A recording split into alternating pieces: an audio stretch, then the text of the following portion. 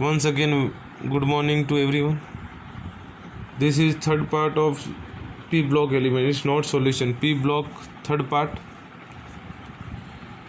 P block के third part में पहले पार्ट में अपन ने जनरल प्रॉपर्टीज़ देख लिए थे, इलेक्ट्रॉनिक कॉन्फ़िगरेशन वो देखे।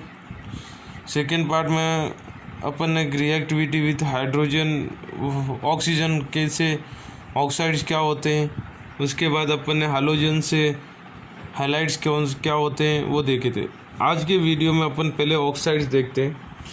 ऑक्साइड्स कब बनता है?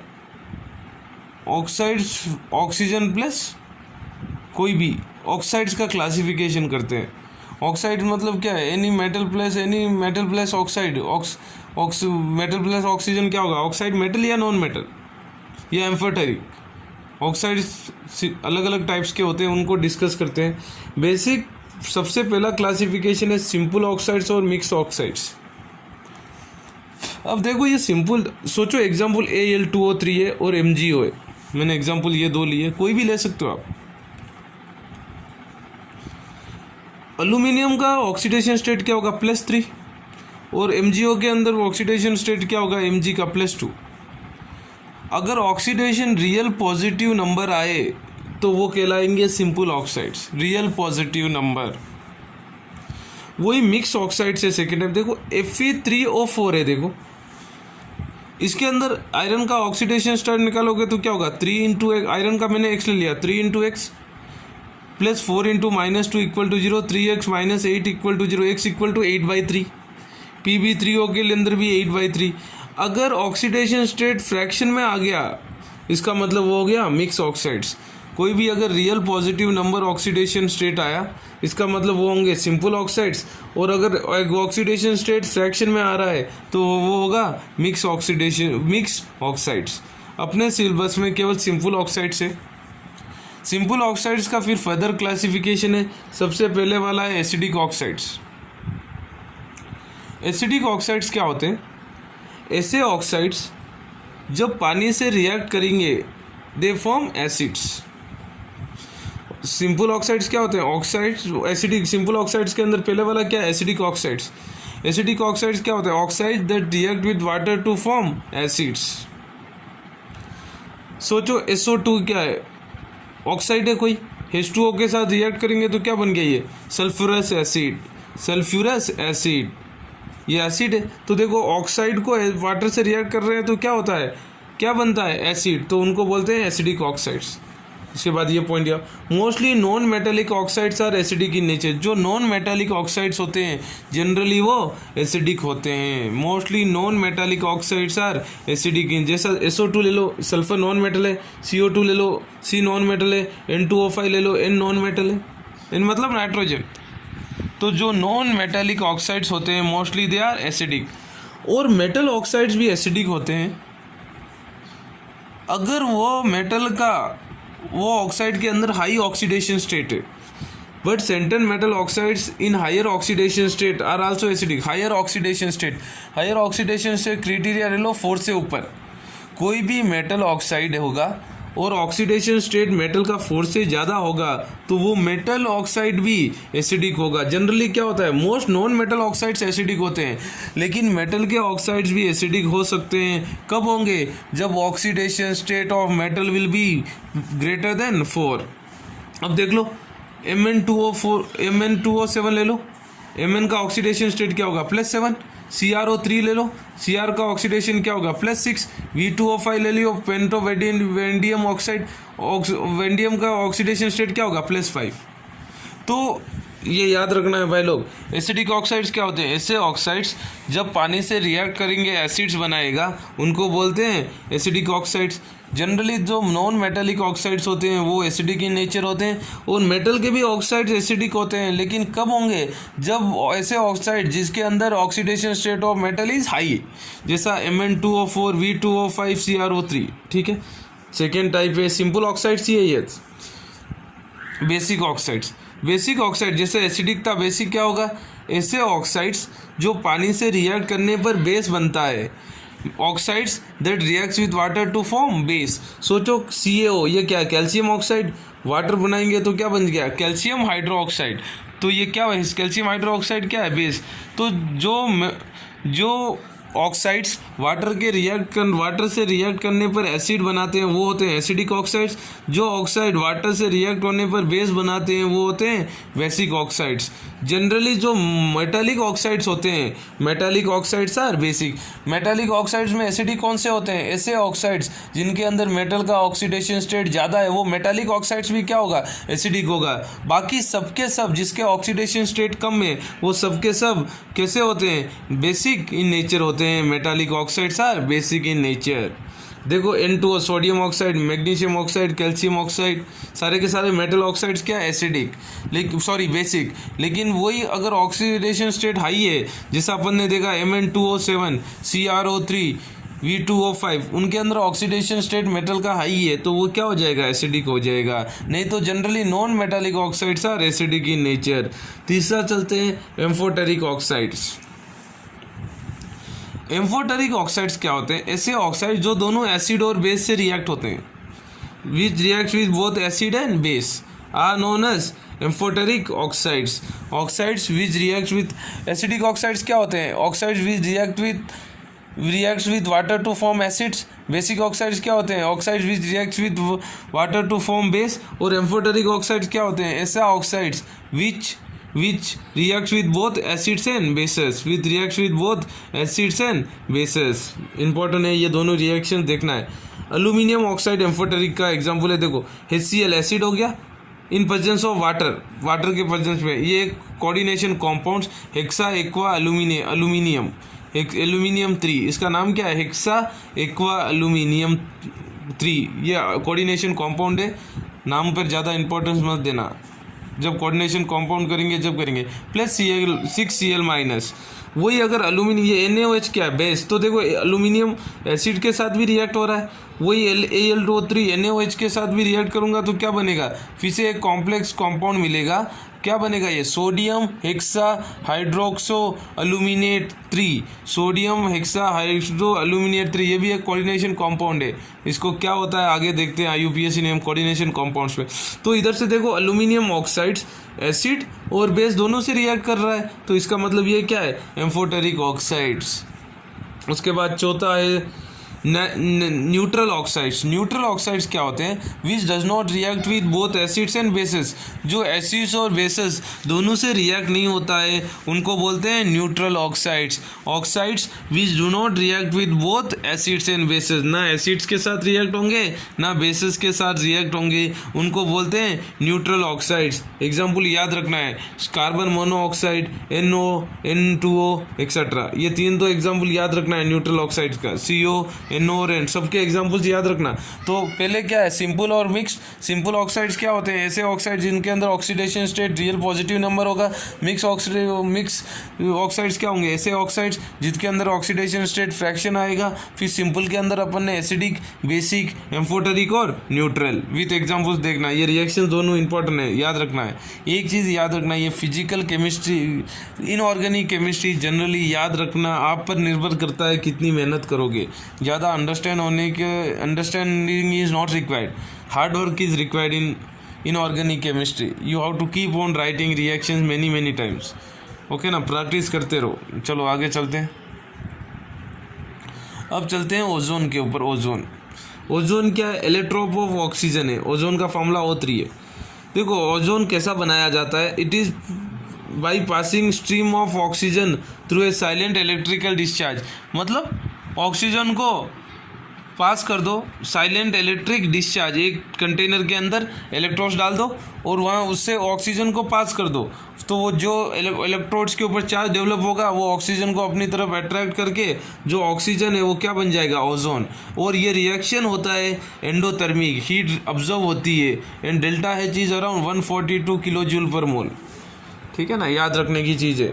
कैसा होता है ओजोन, इज कैसा बनाया जाता है, ozone is prepared by passing oxygen through a silent electric discharge.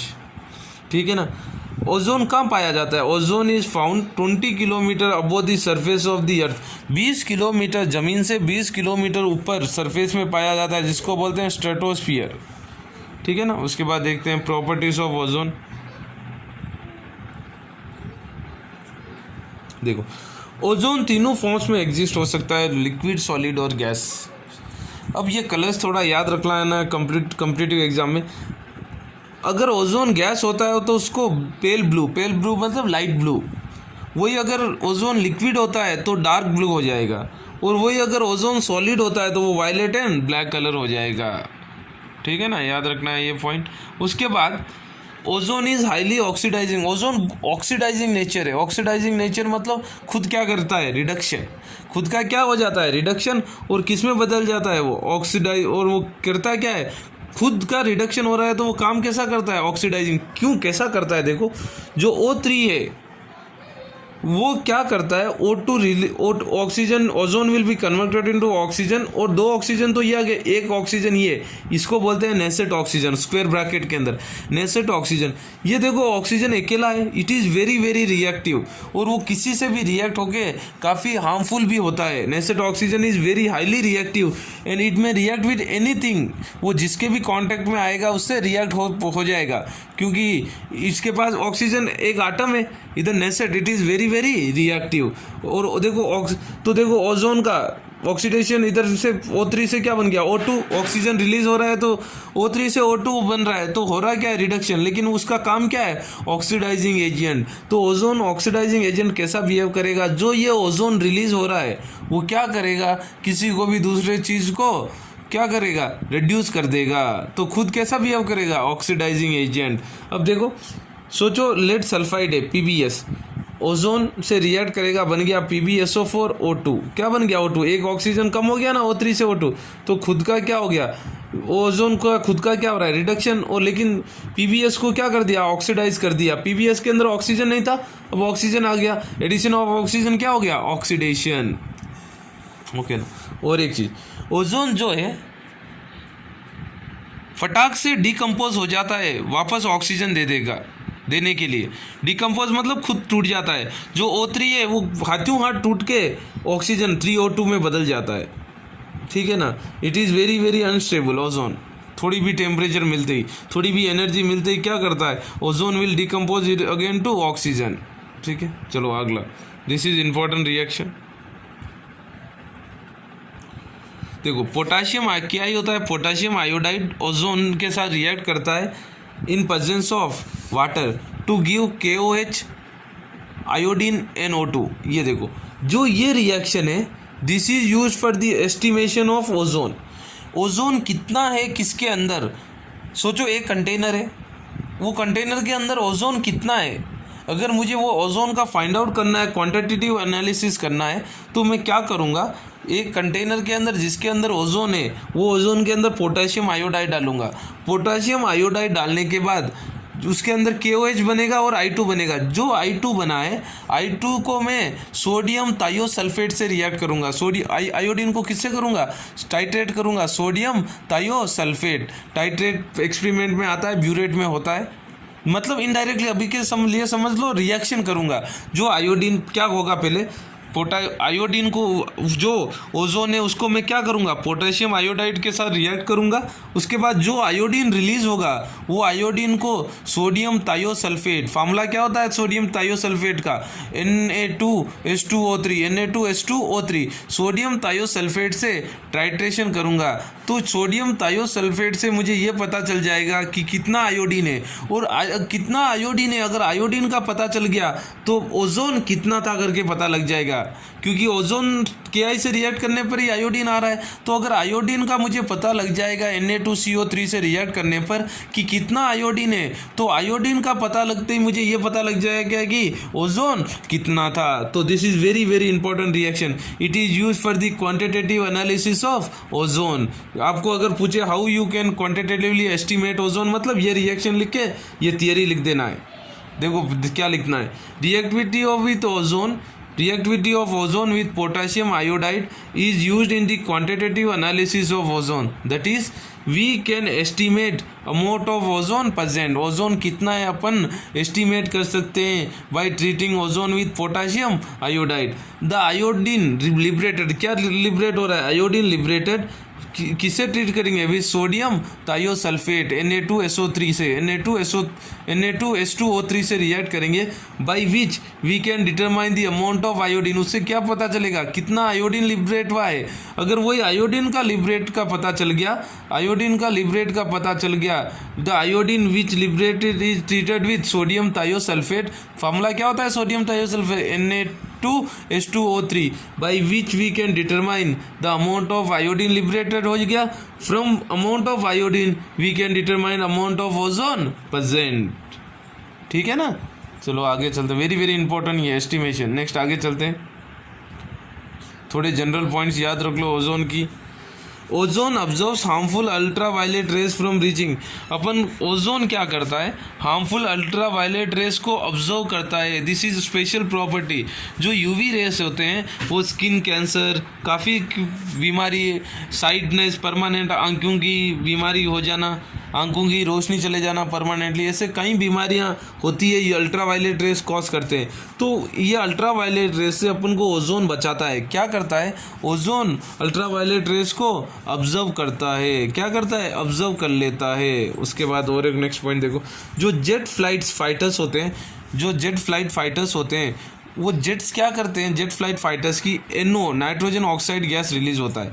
ये नाइट्रोजन ऑक्साइड क्या करता है? जेट फ्लाइट तो हवा में ऊपर रहते हैं, वो क्या करता है? जो ओजोन होता है स्ट्रेटोस्फीयर में, उसको डिग्रेड करता है। डिग्रेड मतलब ओजोन को डैमेज करता है। किस प्रकार करता है? जो जेट फाइटर्स से NO रिलीज होगा, वो NO ओजोन के साथ रिएक्ट होके NO2+ ऑक्सीजन में बन जाएगा। ओजोन जो O3 था वो किसके अंदर डिग्रेड हो गया? O2 के अंदर। इधर भी देखो NO का क्या हो रहा है? ऑक्सीडेशन। क्या हो रहा है? ऑक्सीडेशन।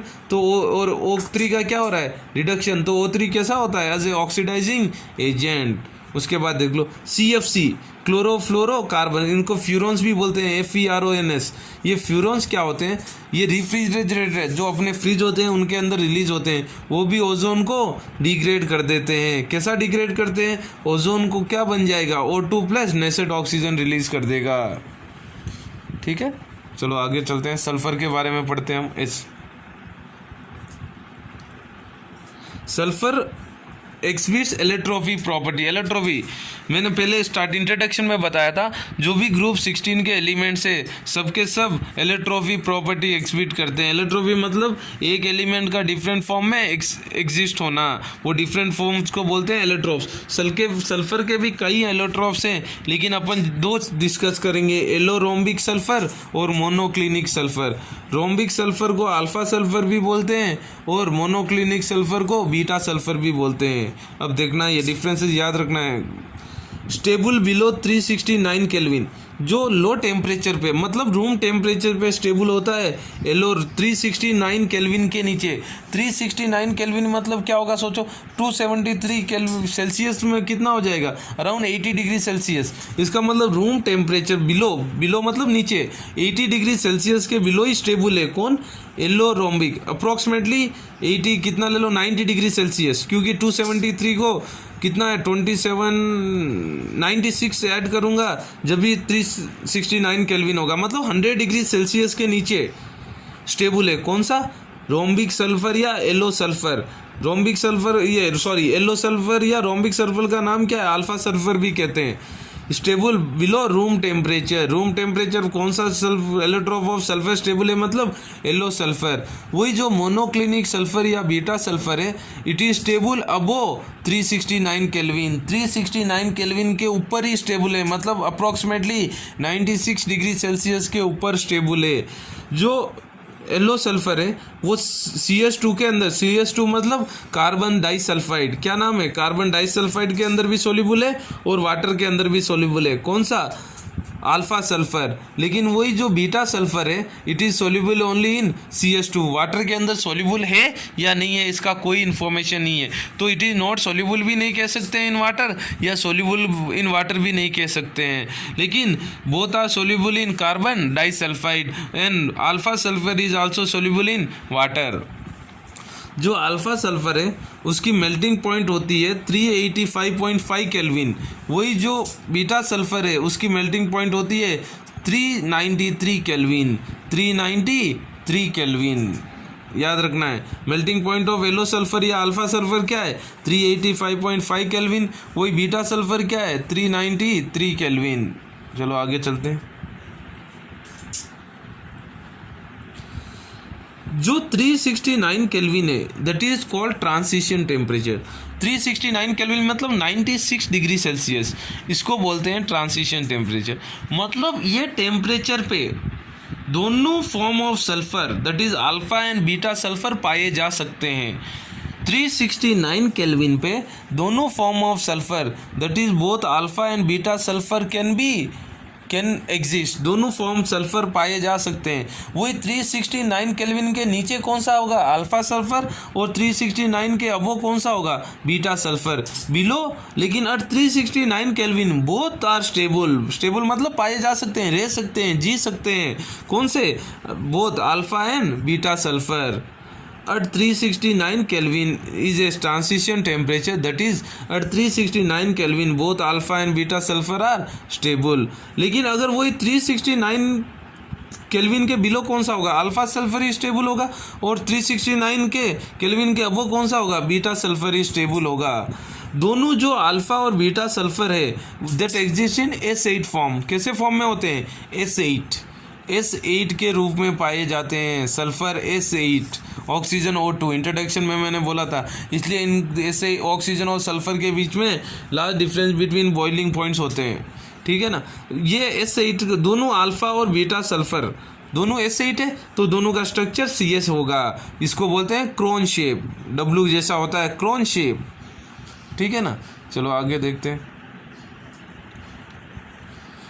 और क्या है, जब S8 को हीट करते हैं हाई टेम्परेचर तो S8 बदल जाता है S6 में। किस में बदल जाता है S6 में। मतलब इसका मतलब सल्फर S8 में हरदम रहना ज़रूरी नहीं है। अगर S8 को हीट करो S6 बदल जाएगा। वही आगे अगर वही हाई टेम्परेचर पे हीट करेंगे S8 को अराउंड 8000 केल्विन, लगभग अगर 1000 केल्विन पे हीट करेंगे तो S8 जो था वो बदल जाएगा S2 के रूप में। किस में S2 में। S8 को हीट करेंगे, थोड़ा हीट करेंगे तो S6 बन जाएगा। वही S8 को अबाउट 1000 डिग्री केल्विन पे हीट करेंगे तो S8 will change into S2। अब देखो वापस, कल मैंने बताया था O2 का MOT से, वीडियो 2 के अंदर MOT से O2 पैरामैग्नेटिक होता है, उसी प्रकार S2 भी पैरामैग्नेटिक होता है। क्यों? क्योंकि उसके अंदर अनपेड इलेक्ट्रॉन्स होते हैं। और अनपेड इलेक्ट्रॉन्स कहाँ पाए जाएंगे एंटी बॉन्डिंग पाई के अंदर पाए जाएंगे। एंटी बॉन्डिंग पाई इलेक्ट्रॉन्स के अंदर 2 अनपेड इलेक्ट्रॉन्स होगा। It can be proved by MOT as we have done for, जैसा ऑक्सीजन के अंदर मैंने बताया था उसी प्रकार S2 के लिए भी MOT कर सकते हो आप, ठीक है ना। S2 भी पैरामैग्नेटिक, रीजन क्या है, it consist of unpaired of electrons. कहाँ पाए जाते हैं इन एंटी बॉन्डिंग पाई ऑर्बिटल्स, ठीक है ना। उसके बाद जो S6 का शेप भी दिया है, जो S6 का शेप होता है वो होता है चेयर फॉर्म, कुर्सी के जैसा। देखो ये है कुर्सी के जैसा चेयर फॉर्म S6, ठीक है ना। उसके बाद अगला चलते हैं सल्फर डाइऑक्साइड S2 का पढ़ते हैं, प्रिपरेशन पढ़ते हैं पहले। लैब के अंदर S2 बनाया जाता है। डायरेक्ट सल्फर सॉलिड को हीट कर दो या ऑक्सीजन के साथ वार्म करो, डायरेक्ट S2 बन जाएगा। या सोडियम सल्फाइड मतलब SO3 माइनस, जैसा Na2CO3। Na2CO3 क्या होगा सोडियम सल्फाइड। उसको डिल्यूट H2SO4 के साथ ट्रीट कर दोगे तो बन जाए। देखो ये SO3 माइनस आया Na2SO3 से, Na2 सोडियम सल्फाइड, Na2 हटा दो सोडियम को, क्या बन जाएगा SO3 माइनस बन गया। और H2SO4 से क्या आएगा 2H+ आएगा। तो सोडियम सल्फाइड को H2SO4 के साथ रिएक्ट कर दो तो H2SO4 से क्या आएगा 2H+ आयोन्स रिलीज होगा। Na2SO3 से क्या आएगा 2 SO3 माइनस आयोन्स, दोनों आपस में रिएक्ट होंगे, क्या बनेगा SO2 + H2O। ये दोनों मेथड लैब के अंदर है। वही अगर इंडस्ट्रियल के अंदर SO2 is manufactured as a by product of roasting. Metallurgy के अंदर पढ़े थे अपन, रोस्टिंग क्या होता है the process of heating sulphide ores in presence of air के अंदर सल्फाइड ऑस को हीट करना कि ताकि जो सल्फाइड ऑस है वो ऑक्साइड में बदल जाए, that is called roasting. Metallurgy के अंदर है रोस्टिंग और कैल्सिनेशन का डिफरेंस अच्छी तरह नोट्स के अंदर दिया हुआ है। अब देखो एक रिएक्शन लिख देते हैं। FeS2 ये iron sulphide 11/2O2 gives Fe2O3 + 4SO2। इसको बैलेंसिंग करने के लिए डायरेक्ट मैंने लिख दिया ये balanced equation 4FeS2 + 11O2 gives Fe2O3 + 8SO2। देखो SO2 बन रहा है ना, ये इंडस्ट्रियल में बना सकते हैं। इंडस्ट्रियल में कैसा बनाएंगे? By roasting process, by product आता है ड्यूरिंग रोस्टिंग। इसकी फिजिकल थोड़ी प्रॉपर्टीज देख लेते हैं। पहली प्रॉपर्टी क्या है? It is a colourless gas with pungent smell. Colourless gas है, इसका एक स्मेल पंजेंट होता है। पंजेंट ऑर्डर, पंजेंट मतलब अपन लहसुन की बंगार देते हैं एकदम नाक के अंदर चढ़ जाती है ना, उसको बोलते हैं पंजेंट ऑर्डर। और ये ऑर्डर की स्पेलिंग गलत है, ODOUR होता है, ODOUR order. Okay, it is highly soluble in water, बहुत ज़्यादा पानी के अंदर सोल्यूबल होता है। और वो जो लिक्विफाई मतलब लिक्विड में बदल जाता है सल्फर SO2 की बात कर रहा हूँ, वो पानी के अंदर सोल्यूबल है, हाईली सोल्यूबल है, और वो लिक्विफाइड हो जाता है एट रूम टेम्परेचर मतलब 25 डिग्री सेल्सियस और 2 एटमॉस्फेयर प्रेशर पे जो SO2 गैस है वो लिक्विड बन जाता है। It is liquefied at room temperature. और SO2 है क्या है? Highly soluble in water. Next देखते हैं, थोड़ी केमिकल प्रॉपर्टी देखना अच्छी तरह। इंपॉर्टेंट चीज़ें याद, सारे रिएक्शन लिख के प्रैक्टिस करना। SO2 H2O कैसे रिएक्ट होके बनता है? H2SO3, इसको बोलते हैं सल्फरस एसिड। वही SO2 को NaOH से साथ रिएक्ट कर दो, बन जाएगा Na2SO3 सोडियम सल्फाइड। वो प्रिपरेशन में बताया था ना, SO32- और 2H+ से रिएक्ट, H2H+ तो H2SO4 से आ रहा था, SO32- इससे ही आ रहा था सोडियम सल्फाइड से। फिर वापस सोडियम सल्फाइड को और वाटर के साथ और SO2 के साथ रिएक्ट कर देंगे तो बन जाएगा sodium hydrogen sulphide NaHSO3। Reactions याद रखना है भाई लोग, ये केवल याद रखने का तरीका है, उसके और कुछ नहीं है। सल्फर डाइऑक्साइड को क्लोरीन से रिएक्ट करेंगे तो इन प्रेजेंस ऑफ चारकोल कैटलिस्ट बन जाता है H2Cl2। ये होता है सल्फोनाइल क्लोराइड। इंपॉर्टेंट कंपाउंड बहुत जगह आएगा, हर जगह आता ही रहेगा, याद रखना है ये रिएक्शन भी। SO2 react with chlorine in presence of charcoal to give SO2Cl2 sulphonyl chloride. उसके बाद देखो जो सल्फर डाइऑक्साइड है उसको V2O5 में कैटलिस्ट में ऑक्सीजन के अंदर हीट करेंगे in presence of V2O5 as a catalyst, ये बन जाता है sulphur trioxide. Sulphur dioxide will change into sulphur trioxide, ये कॉन्टैक्ट प्रोसेस में आएगा। इंपॉर्टेंट रिएक्शन ये भी, सारे के सारे रिएक्शन लिख के याद करना है। नेक्स्ट,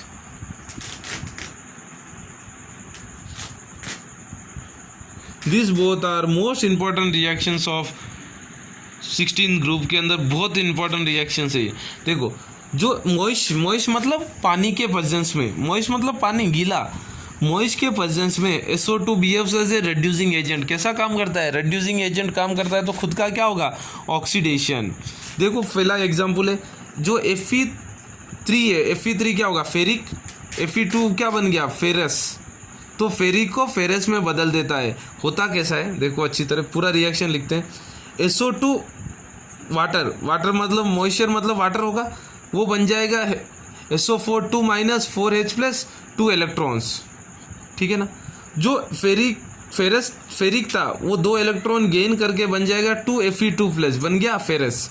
ओवरऑल रिएक्शन ऐड कर दो, 2 इलेक्ट्रॉन ओवरऑल रिएक्शन क्या होगा? देखो SO2 + 2Fe3+ in presence of water, क्योंकि मॉइस्चर बताया हूँ ना मैं, तो SO2 Fe3 को किस में बदल रहा है? Fe2+ के अंदर बदल रहा है। तो ये क्या कर रहा है? इसको रिड्यूस कर रहा है ना।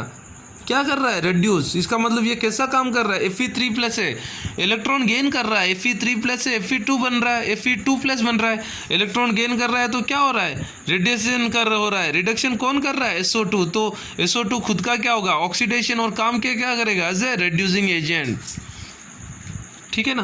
और SO2 + 2Fe3 + 2H2O gives SO4 - + 2Fe2+ 4H+। ये दोनों रिएक्शन को ऐड करके दो इलेक्ट्रॉन कैंसिल हो गए। इंपॉर्टेंट रिएक्शन लिख के प्रैक्टिस करना है। उसके बाद आगे देखते हैं। Decolourisation of acid, this is test for SO2, ये भी बहुत इंपॉर्टेंट। SO2 को टेस्ट किया आप कैसा कर सकते हो, देखो आप कोई भी टेस्ट ट्यूब के अंदर KMnO4 ले लो, जो पिंक कलर होता है, पोटेशियम पर मैग्नेट, KMnO4 का पिंक कलर होता है, उसके अंदर सल्फर डाइऑक्साइड गैस पास करो, जो उसका पिंक कलर है वो कलरलेस हो जाएगा। एक टेस्ट ट्यूब लो, उसके अंदर KMnO4 ले लो, वो KMnO4 का कलर क्या होगा, पिंक कलर होगा। वो पिंक कलर के अंदर, वो टेस्ट ट्यूब के अंदर आप SO2 गैस पास करो।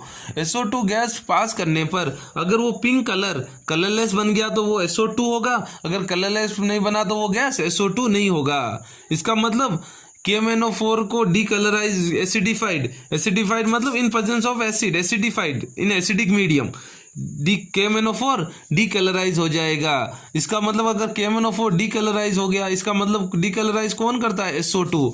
अगर वही डीकलराइज नहीं होगा तो SO2 गैस नहीं होगा, अगर डीकलराइज हो गया तो SO2 गैस होगा। तो this reaction is use for the test of SO2। क्या होता है देखो, 5SO2 बैलेंस रिएक्शन से ये पूरे +2 KMnO4 +2 H2O gives 2 H2 sulphuric acid, potassium sulphate, MnSO4। ये इधर Mn का ऑक्सीडेशन स्टेट +7, इधर Mn का ऑक्सीडेशन स्टेट क्या हो गया, +2।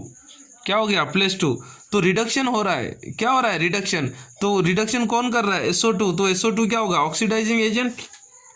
अब देखो, जो इधर पिंक कलर था वो क्या बन गया, कलरलेस।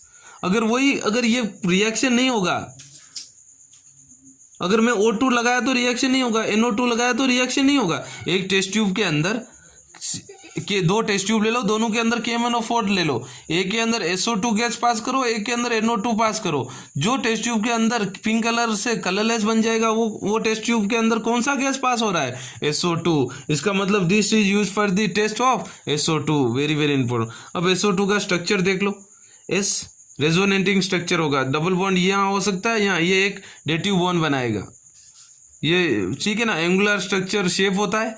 और हाइब्रिडाइजेशन क्या होगा, sp2। देखो कितने सिग्मा बॉन्ड है, 3, क्योंकि एक पाई एक सिग्मा, सल्फर के ऊपर एक लोन पेयर, तो लोन पेयर भी एक पाई गिना जाता है। 3 सिग्मा बॉन्ड मतलब sp2 हाइब्रिडाइजेशन। तो शेप क्या होता है, एंगुलर, एक चीज। अब देखो 2 ऑक्सीजन है सल्फर से, एक है डेटिव बॉन्ड वाला, एक है डबल बॉन्ड वाला।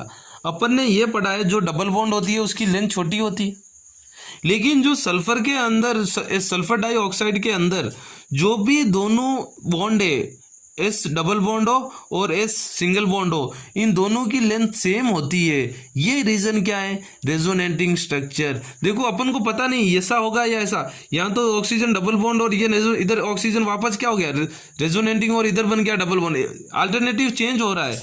तो रेजोनेटिंग के कारण दोनों ऑक्सीजन सल्फर बॉन्ड की लेंथ इक्वल है। This is also very important point. SO2 का शेप कैसे, हाइब्रिडाइजेशन क्या होता है, sp2 shape is angular, shape कैसी होती है, एंगुलर शेप होती है। उसके बाद देखो, the both length of oxygen atoms is equal because of resonance.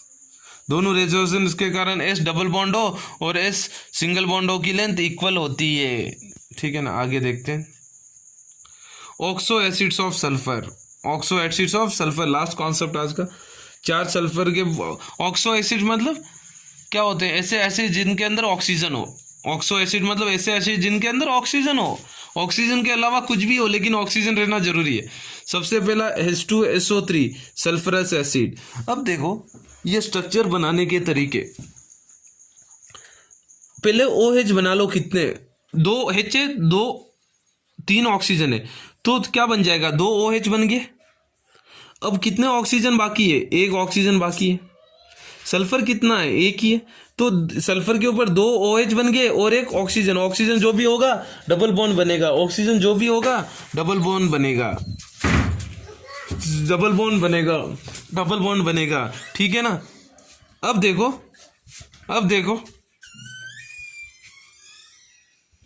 जो भी OH होते हैं उसको OH बना लो, जितने OH बनते हैं OH बना लो, और फिर बाकी ऑक्सीजन जो भी बचता है वो सल्फर के साथ डबल बॉन्ड कर दो।